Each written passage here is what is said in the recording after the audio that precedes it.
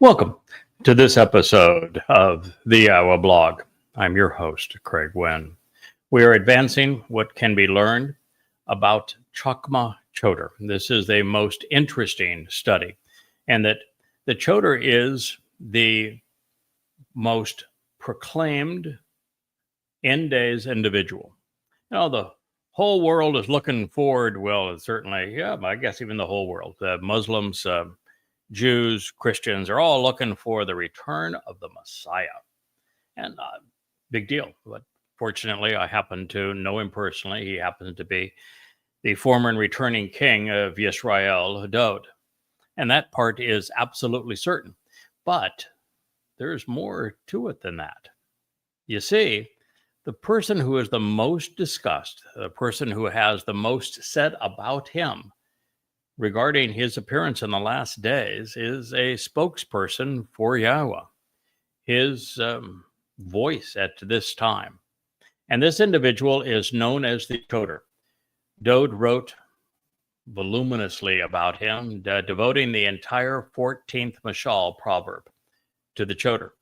And Yashaya did the same. In his case, the complete essay in the 11th chapter of Yashaya, Isaiah 11, is devoted to the Choter. And yet this is a person that heretofore no one was looking for. And when you recognize there's not just a line about them, and there actually is no line about a returning Messiah. Messiah is going to return because he just happens to be the king of Israel, his Daud, the beloved son of God. But of this individual, there is 2 entire chapters, long chapters, devoted to him. And the things that are said about him are really extraordinary. And the most repeated thoughts on this individual, God presents him as the one who writes the sign that Yahweh is going to lift up for his people in the last days. And that he's going to be able to do this because he is remarkably chakmah, intelligent. He has bien, understanding. He is itzah, this ability to be the first to see God's entire play, the whole portrait from beginning to end, in such a way that he can convey what has and will occur as never before. He is the one who knows the most, Diat, as Yada, who is now familiar with the message God is communicating to his people. He has the utmost and Yara respect for God's name and for his beloved son. And this man is particularly Gabor. He's bold. He's capable. He is absolutely and overwhelmingly the most empowered and capable man that God is going to deploy prior to the return of his beloved son, our Messiah and King, Daud. Competent, courageous, combative are all things that are conveyed by Gabor. What's unique about this man, according to Yahweh's testimony through the prophet Yashaya, Isaiah, is he's the only one in human history to be imbued with the 7 spirits of Yahweh, including the very spirit of Yahweh. And he is the only one whom Daud would devote this much information about, saying exactly of him what Yahweh would inspire Yashaya to convey 300 years thereafter. So with all this information, there should be quite the fuss. Speculation. Who is this man? Because he's not just someone who's going to appear casually on the scene at like when Elia returns, because he's going to be Eliah's partner. He's the other witness. But he is a man that is known to you now. He's the man who is speaking to you now. There's no one else in all of human history that qualifies based upon all that is said about this individual and those books that you see positioned on the shelves behind me. That's the sign. It is to Yada, Yahweh. And that is why we're here. That's why back in this prior December, now just 5 months ago, that Yahweh said, I want you to start speaking to my people. You've written enough. It's time for you to convey what you have learned. Speaking directly to not just Yisrael and Yehudim, but to my wayward children, such that they listen and that they're prepared to return to me so that I can return to them. That is why we're here. That is the story of the Chakmah Choter. Choter is a individual who is a stem off the main branch. The main branch is off the tree of lives. He is a stem that is extended off the tree of the knowledge of good and evil so that God's people can make an intelligent decision before it is too late. He is also a sucker, the one that gives life to the fallen stump that is Yisrael, that brings productivity and fruitfulness to the rootstock that is Yehudim. And he is the rod of divine justice. This man is not just the Bashar, herald of Dod, the Nakri, observant foreigner of Yahweh. He is the final Zeroah, the one cultivating the harvest of Shabuah and Teruah. Shabuah harvest is less than a year from now, 22nd May 2026. The Teruah gleaning, the 23rd of September, also a Shabbat in 2033. This man is also the Adam of Parah, the red heifer that lays down his life to prepare the adulterous woman so that she can be betrothed to our King when he returns. He is the man from Edom that saves many. It is a rather extraordinary list of accolades that are given to this individual, way more than, well, certainly way more than he anticipated and infinitely more than he requested, because he was quite happy being anonymous as Yada, but that was not Yahweh's intent. He wants him known because he wants his people to listen. You have very little time left. It's going to get very rough out there for you. And there's soon going to be a Fakistanian state of Islamic terror that's carved out of the heart of Israel. And it's going to make it very, very difficult to survive as a Jew anywhere in the world, because by capitulating to the Muslims, just as what happened when Neville Chamberlain capitulated to the Nazis before the beginning of World War II, their furor was raised, and it will be the same this time. They will smell blood in the water, and they're going to be, as they have always been, genocidal. The world's going to suffer, of course, but Jews more than any other. So that is where we are. We're going to continue our program, sharing with you as much as can be known about this individual, because he has a number of characteristics, just as did Dod, just as did Moshe before him, the other two of the three Zeroah, that appealed to Yahweh, that Yahweh thought, well, this is the guy that I can deploy to accomplish this mission. And you may disagree, you may think that someone else would have done a better job. You might think that no one as bold as I am would have the authority of Almighty God to awaken Yehudim. You may even want that person to be a Goyim, not to be a Goyim, but to be a Yehud, a Yisraelite. But the very fact is, if I were a Yisraelite, I'd be disqualified from this mission, because God specifically said that his Nakri would be an observant foreigner.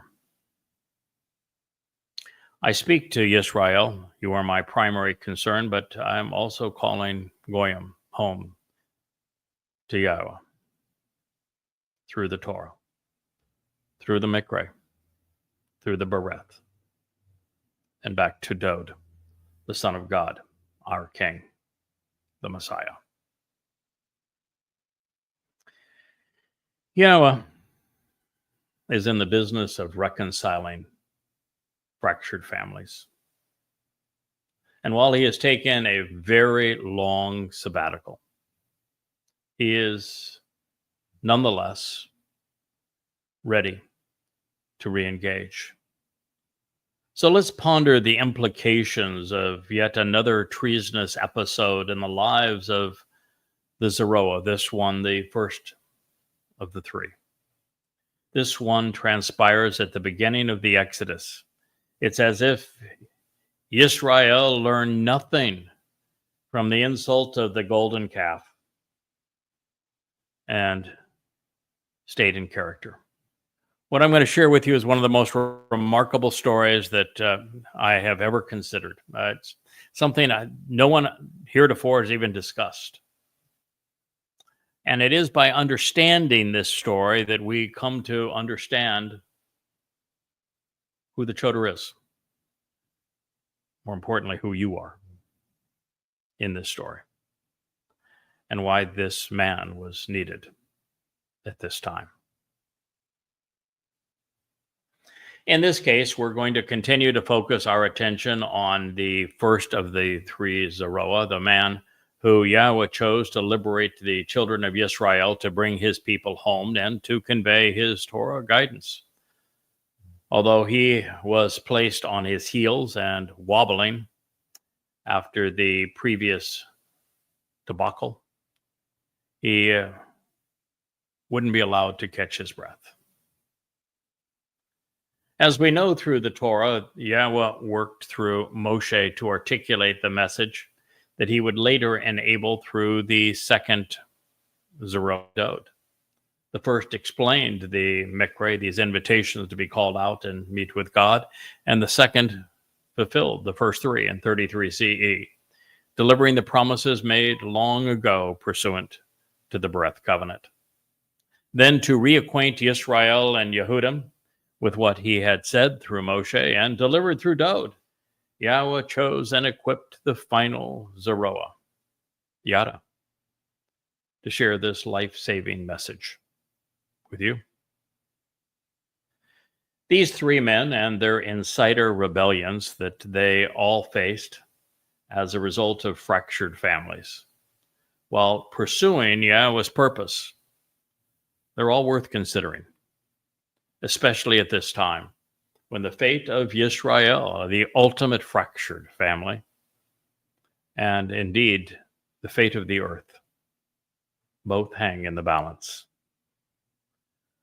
Well, we stumble from time to time when it is all considered, inspired by God, and serving at his pleasure.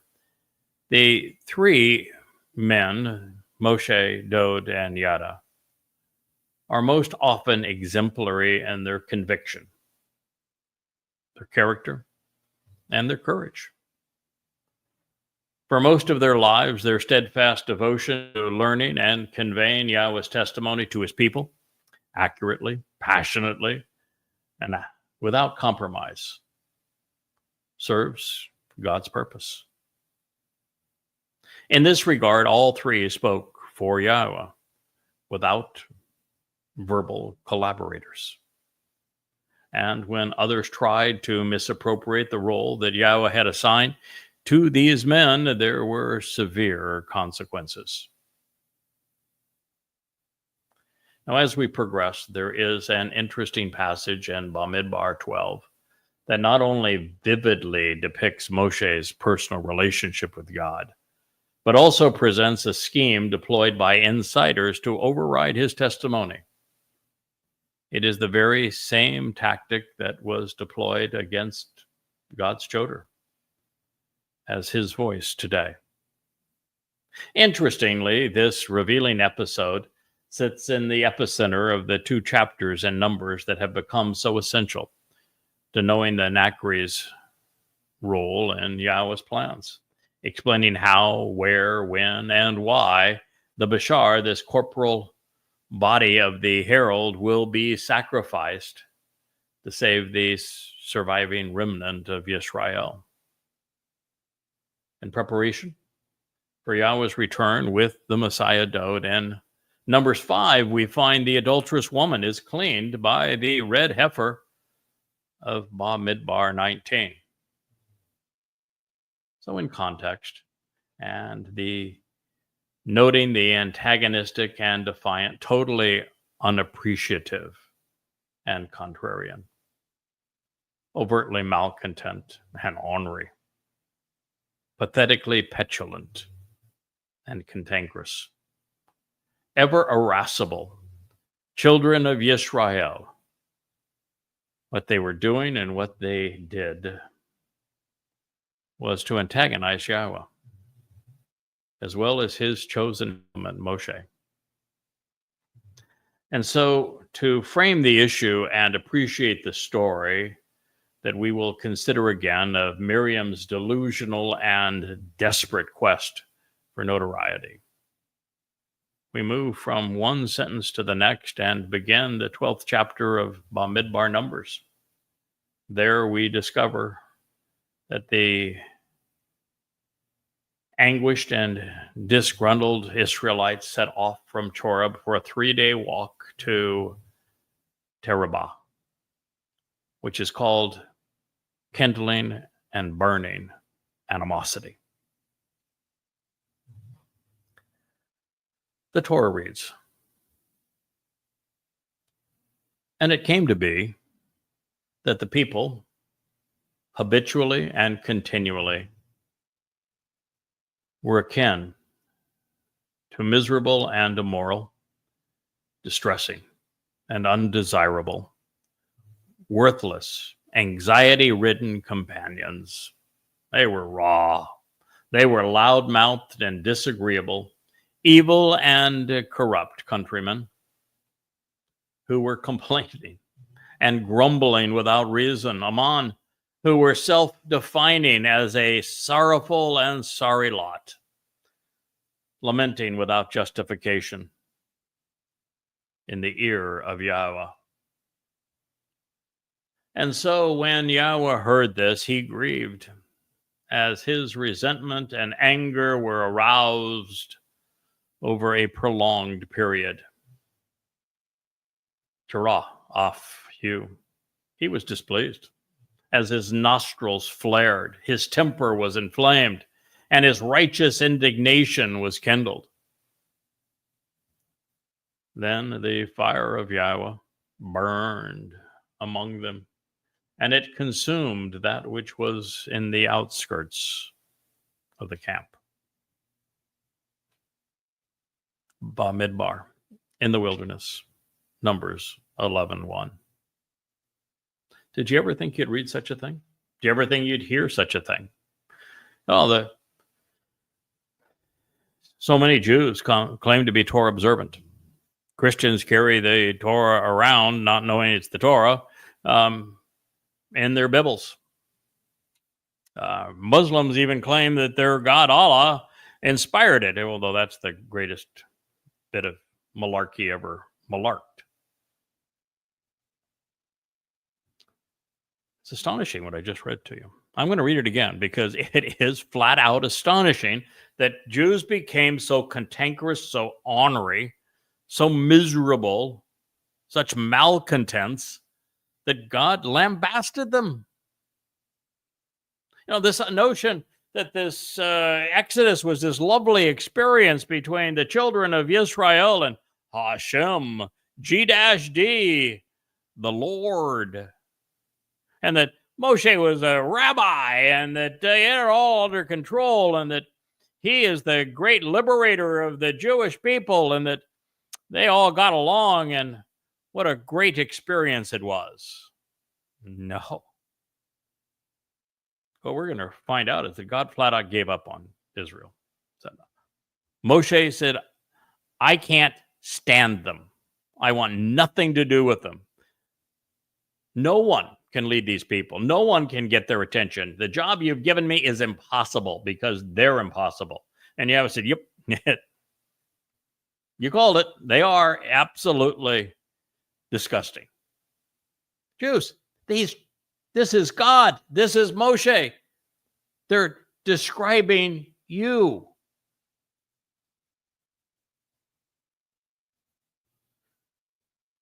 And let me tell you something. Nothing has changed.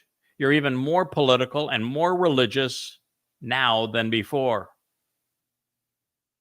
You've even erased Yahweh's name. You've written him out of your lives. You replaced his testimony with the Babylonian Talmud. Replaced the covenant relationship with a stifling religion. You don't trust Yahweh anymore. You trust your IDF. So this is what it says. Let's consider it again, because this is as bad. I would have laid odds that what I just read to you is as bad ever gets, since this is God describing his people. But we're just beginning, because it's going to get much worse. And it came to be that the people habitually and continually were akin to miserable and immoral, distressing and undesirable, worthless, anxiety-ridden companions, loud-mouthed and disagreeable. They were corrupt countrymen who were complaining and grumbling without reason, self-defining as a sorry lot, lamenting without justification. In the year of Yahweh. And so when Yahweh heard this, he grieved,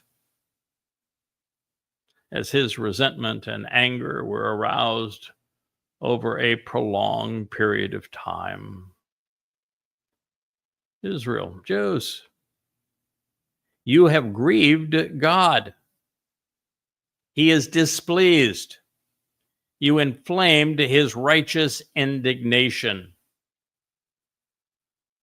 So then the fire of Yahweh, this burning rage among them, consumed that which was outside of the camp. God had to leave the center of the camp and express his righteous indignation all around them. Numbers 11:1. They were just 3 days' walk from Choreb,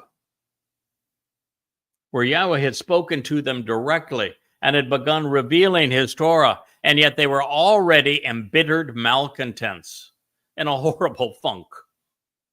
And because this is the same contentious attitude that is pervasive today, history is repeating itself, making this narrative like the one in the next chapter regarding Miriam claiming that she could speak for God too, both prophetic and instructive.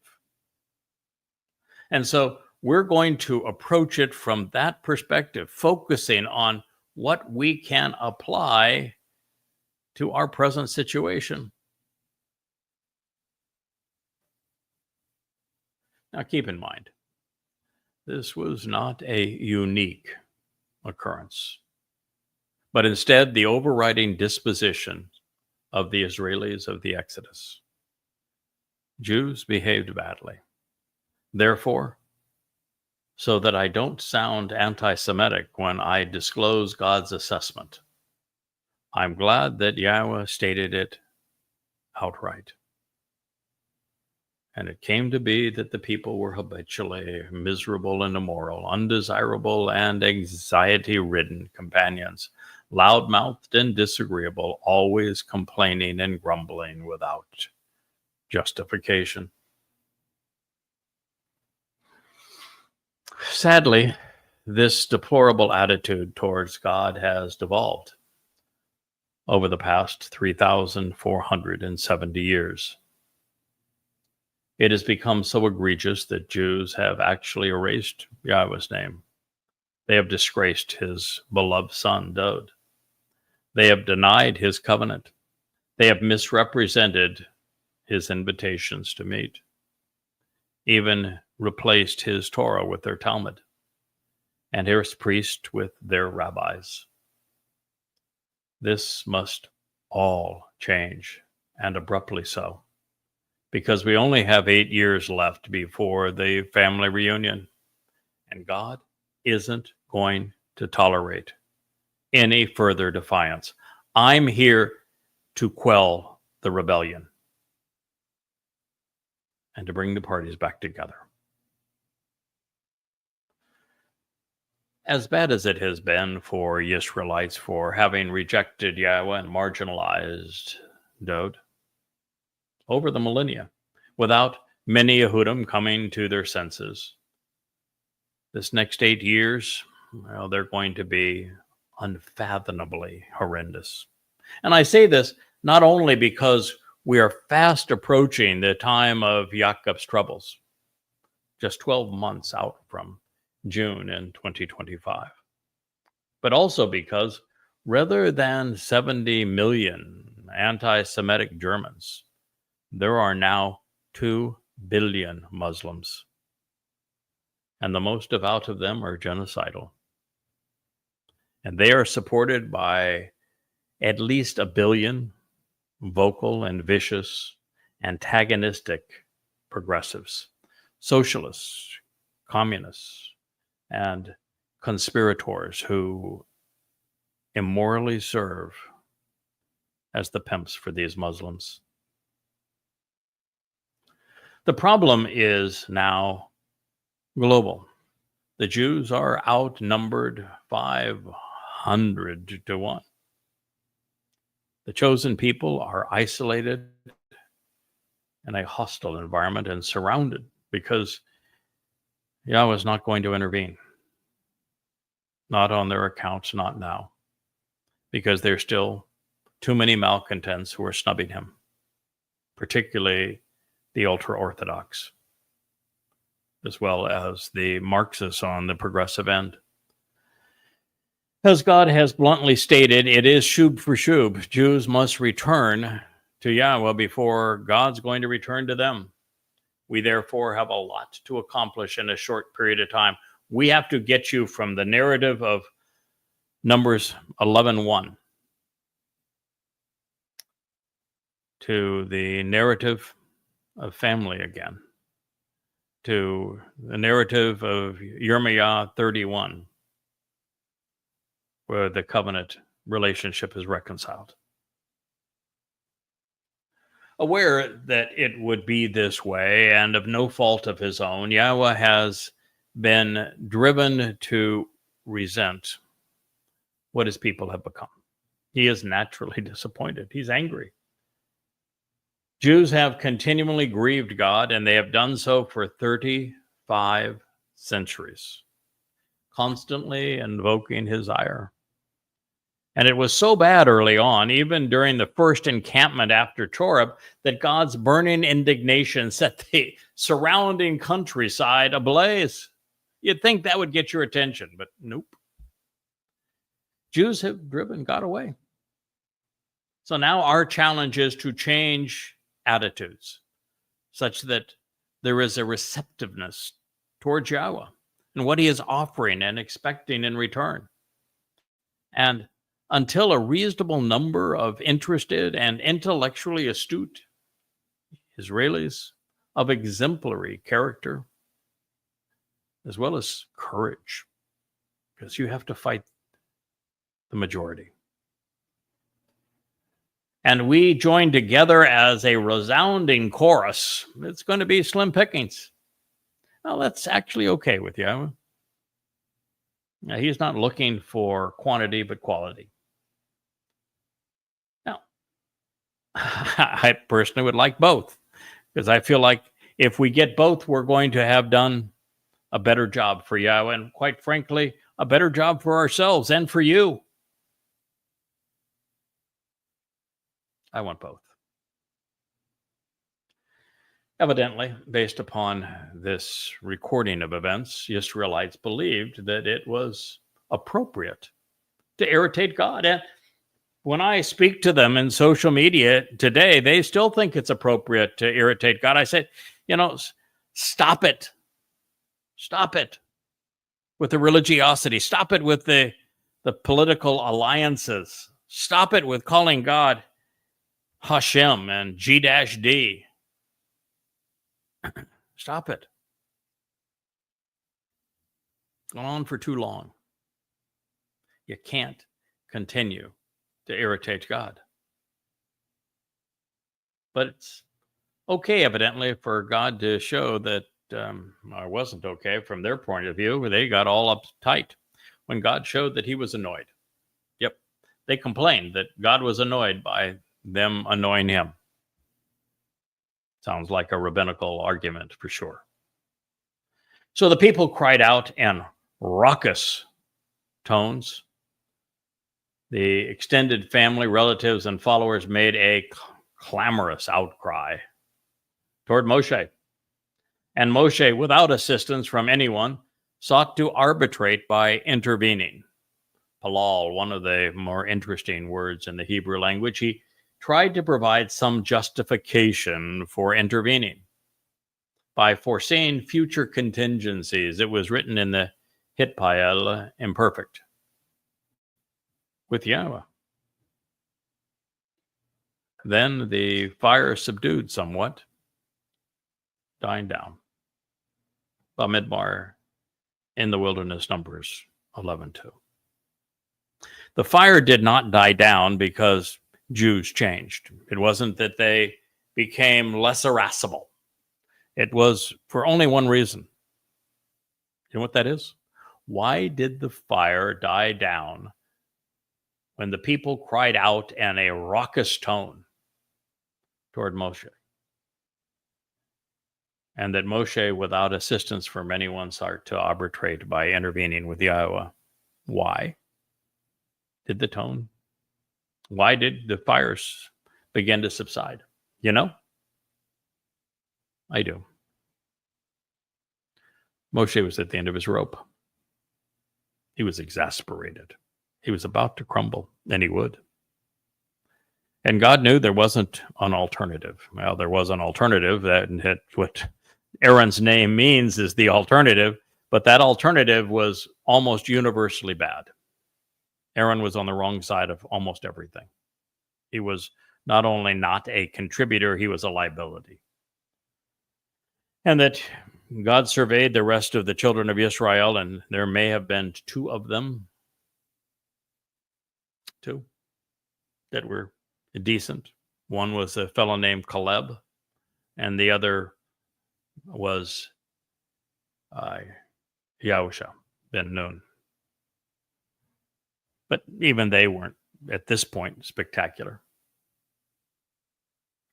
So Yahweh realized that there's only one person that was qualified to do this job, because he had not only become intimately aware of the religiosity and the politics and the militarism and the caste economic system of Mitzrayim, Egypt, the crucibles of religious and political oppression, Mitzrayim.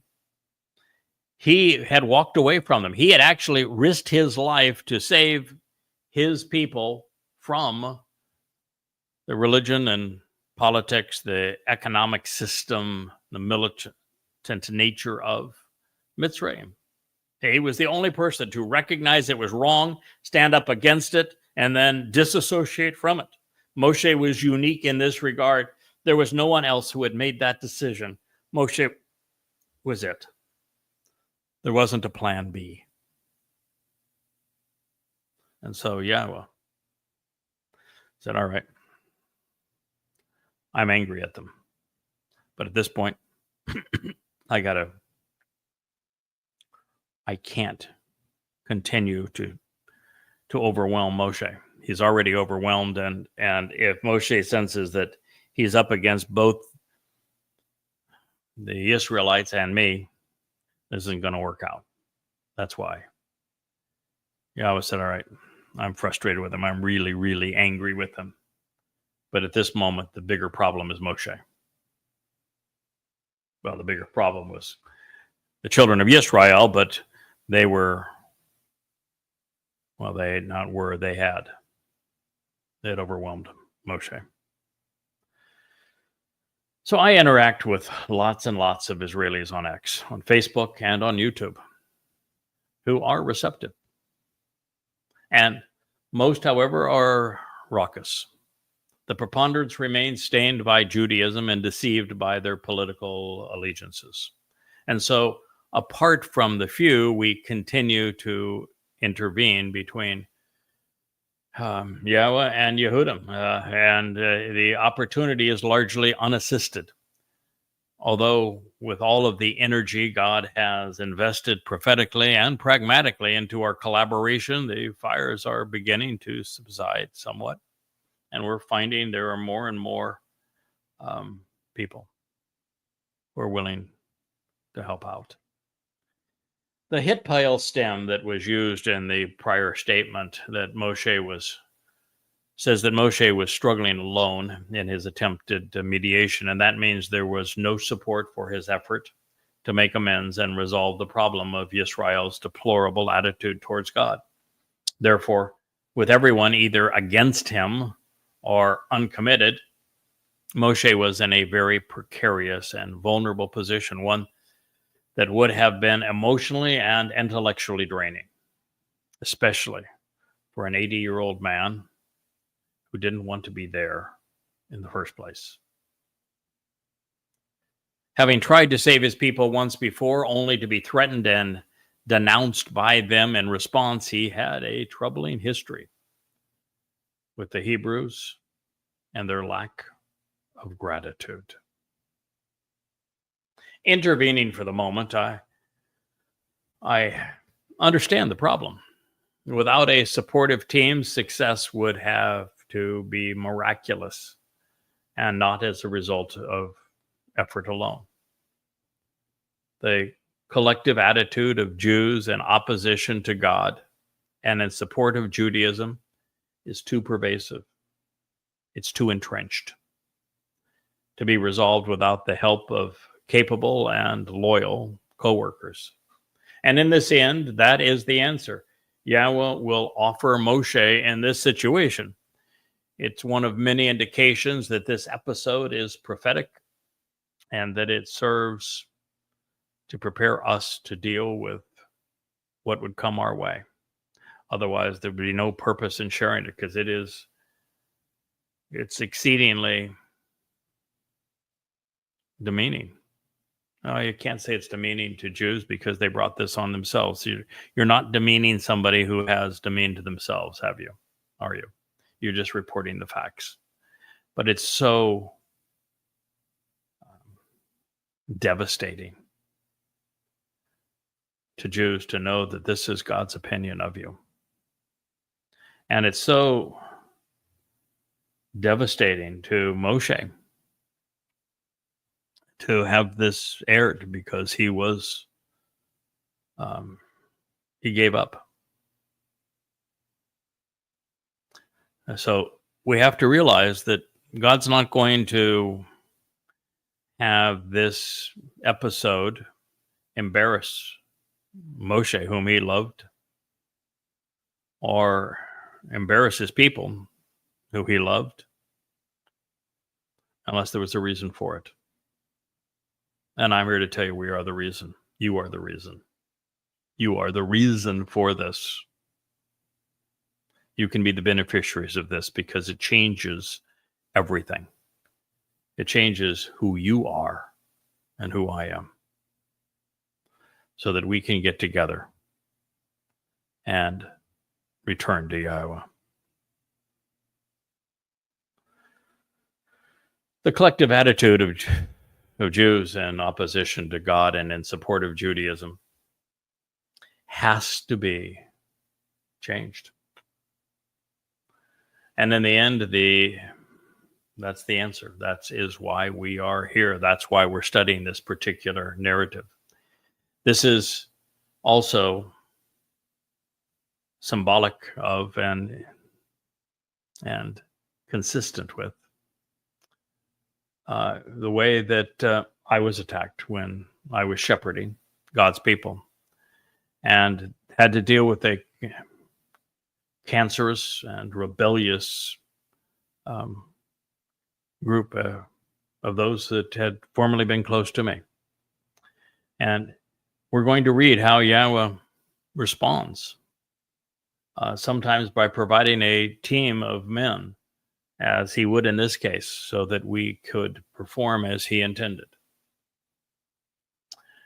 And while I did not expect abandonment nor vitriol from those I had perceived as family, for those I had nurtured along the way, I should not have been surprised, because the story of Israel is that of a continuously fractured family. It began with Adam and continued with Abraham, and it is no different with Ishmael or Yishak, nor Esau and Jacob. The two sisters, 4 mothers, and 12 brothers were contentious from the outset. Moshe's brother and sister turned on him, and Dod's sons were quite frankly obnoxious. Therefore, the moral of the story isn't precluding rebellions, overlooking them because they are embarrassing, or even trying to resolve them by placating those in betrayal. Not even intoning down the message so that it is less divisive. Instead, we are to deal appropriately with each contentious situation. And these prophetic accounts from the Torah prepare us to do exactly that. Particularly Bamidbar 5, by cleansing the adulterous woman for her impending betrothal. And therefore Numbers 11, which conveys the lack of support for God's mission among his people and their cantankerous attitude and ingratitude, means that Numbers 12, with the rival voices claiming to speak for God while in rebellion, and Numbers 19, with the sacrifice of the red heifer being offered as the solution, even Bamidbar 20, which is the ultimate expression of ungodly behavior of Jews towards Yahweh, that all of these things help frame the issues associated with the fractured family that still troubles God and precludes the kind of relationship that he envisioned with his people. That's why we're here to resolve that. The name of the place was called that which is Tabarah, kindled and burning in animosity, because the fire of Yahweh burned among them.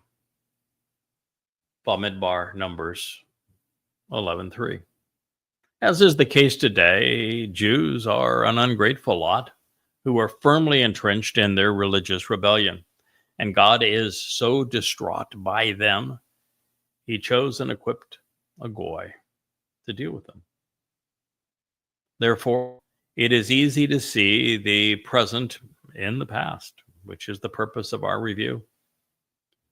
And that is by design.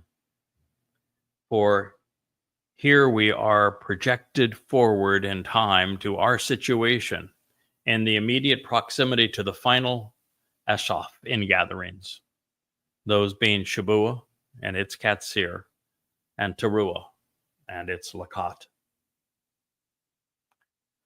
The Torah reads, the annoying riffraff that had been gathered on the threshold of the harvest, this grumbling rabble which had come together in considerable numbers prior to the ingathering, who were within their midst, were overcome with selfish cravings and eternalized yearnings, establishing parameters of their own choosing, having decided to act independently.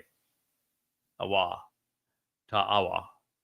They were beset with desires and enthralled with cravings out of a space and delineating this purpose for themselves apart from the influence of another. This is the hitpael imperfect, and what that stem and conjugation do to the action of the verb. In addition, they turned away. They shub. They wailed, complaining and moaning, groaning in convulsions, lamenting. The Beni Israel, the offspring of those who strive contentiously against God, said, what are we to consume, such that we are nourished by the flesh of the herald, of the human, who proclaims the words among the living, as a corporeal manifestation of the message. He is a Bashar. During a harvest of saved souls, the annoying riffraff must be cast out, such that those who are worthy can be gathered in. Therefore, the grumbling rabble must be culled prior to the ingatherings. Relatively few will be taken, while most will be left behind.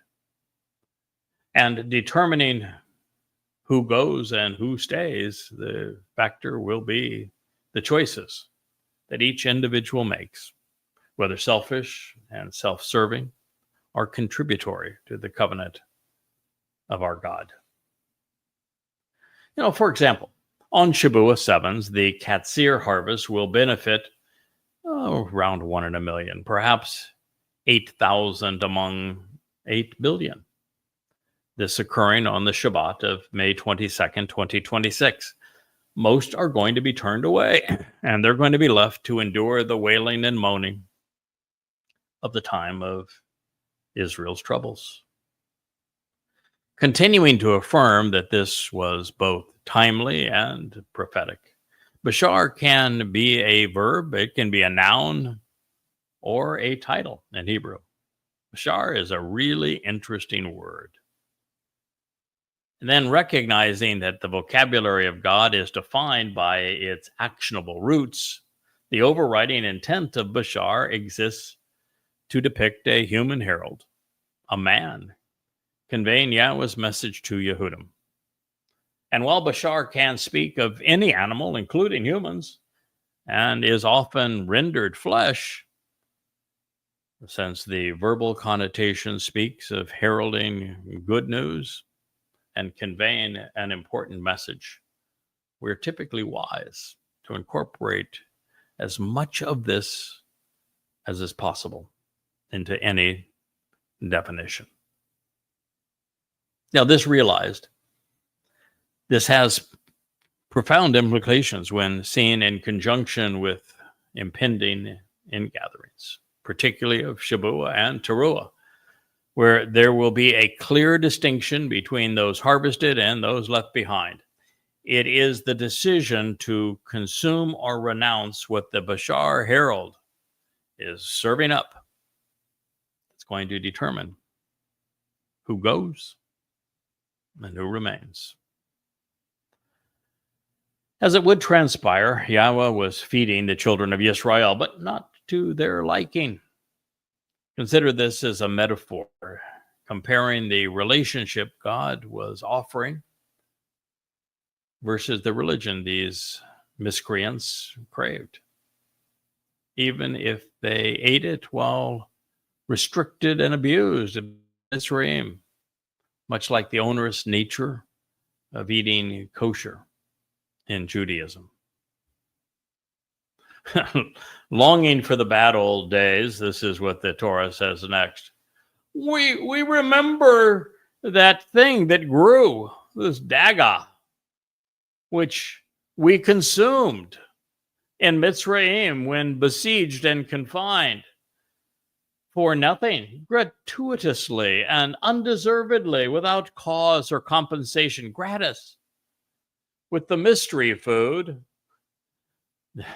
This is eth-ha kishu ahim, since the verbal root means to be hard and to be hard to prepare. And since it is only used this one time, no one actually knows what it might have been.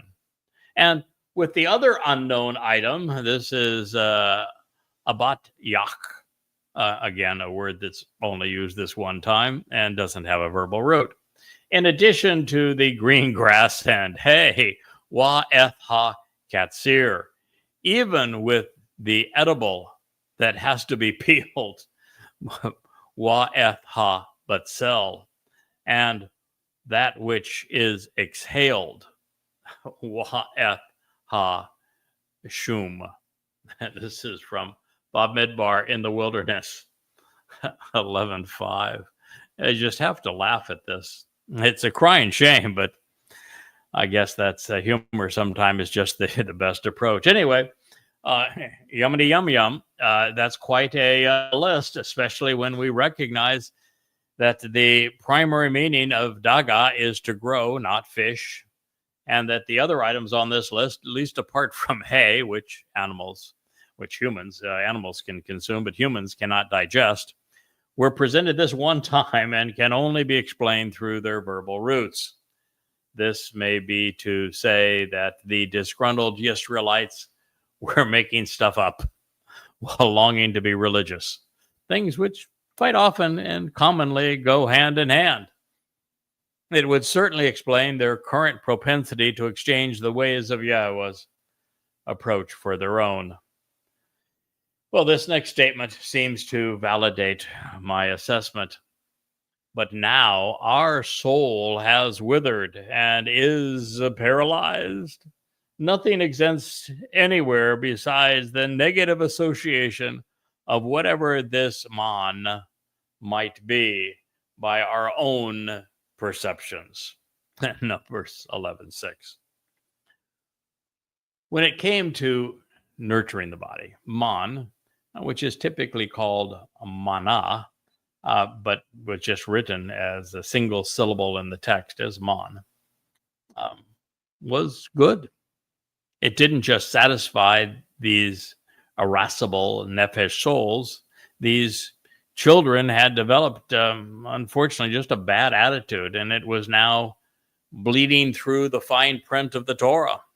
And this is because the people's perceptions were more important than what was beneficial in sight of God. After registering the complaint, Yahweh explained the nature of the free cuisine. He said, so the man, wahaman, meaning what, who, or why, was similar to the seeds of that which is fortuitous and pleasing for them. Its appearance was like the sight of something set apart, very different and uniquely distinctive. Numbers 11:7.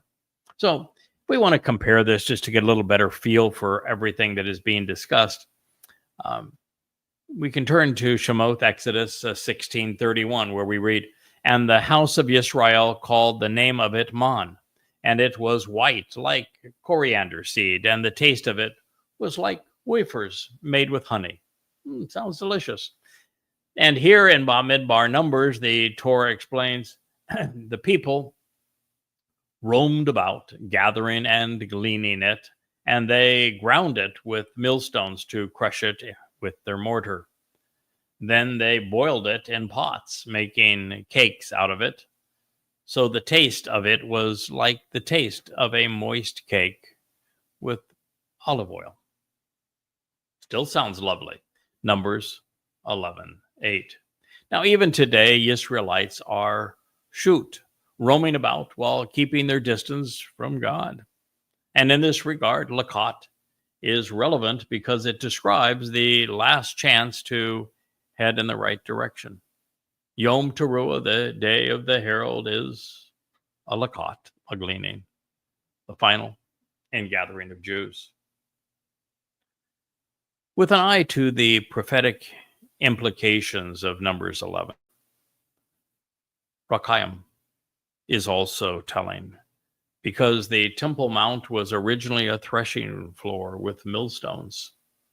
And this is where the herald will conduct his final ingathering of Israel, right on the Temple Mount. The mention of Bashal boiling plays into this narrative as well, because the result of adding heat to water that is described by that concept, it's going to occur when Yahweh ignites the fire above this torrent of water that he's going to unleash from beneath the Temple Mount, following the sacrifice of the red heifer on Yom Teruah. Perhaps even these unleavened cakes would be reminiscent of matzah, where the religious rebellion and associated guilt of God's people is expunged. The one fulfilling this moed, this restoring witness, was Dod, who was anointed in shemen, olive oil, per Yahweh's instructions, and the Bashar is his herald. the one who speaks for the king, tying all of these things together. And everything that God says, there appears to be a foreshadowing of what is to come. I'll share one more line with you, and we'll end this program because we have another family hour this evening, and we don't want to go right up to it. We want to get the eyes and the voice a bit of a break, but so that you're ready for it at 6 o'clock Eastern Daylight Time, also the same time this time of year, and the middle of the Caribbean Sea, which is where we're live streaming this program. 6 o'clock this evening as the sun is nearing its sunset here on our island. We're going to begin our family hour, a celebration of the Torah. Our program will return to the topic of the prior few shows, which is the Katsir harvest that is upcoming on Shabuah. So we hope you join us for that. So one last teaser as we conclude this program on the Chakmah Choter. If you want to just get down to the essence of it, the smart sucker. With the falling of the dew upon the camp at night, the man fell upon it. Bob Midbar in the Wilderness, 11:9. Now, this too is germane to the last days because it was falling out of the heavens above. It made this evident that Yahweh was providing it, just as he will re-engage in our time in collaboration with his two witnesses as we approach Shabuah, and then the time of the two witnesses where God's going to have so many marvelous signs, including the scrolling of this Nesh banner, which will be both this program as well as excerpts from Yada Yah, all while we, Elia and I, try to do our best to call this final remnant of Yisrael home. And God's even going to deploy the 4 chariots that he addresses in Zechariah to bring this final remnant of his family back from the 4 corners of the earth. It is going to be a marvelous time, the greatest show on earth, a grand spectacle of the relationship as we near the return of our God and his beloved Son. And speaking for them, this is the Choter, Yada, also known as Craig Wynn. And this has been another episode of the Yahweh blog. Thank you for listening.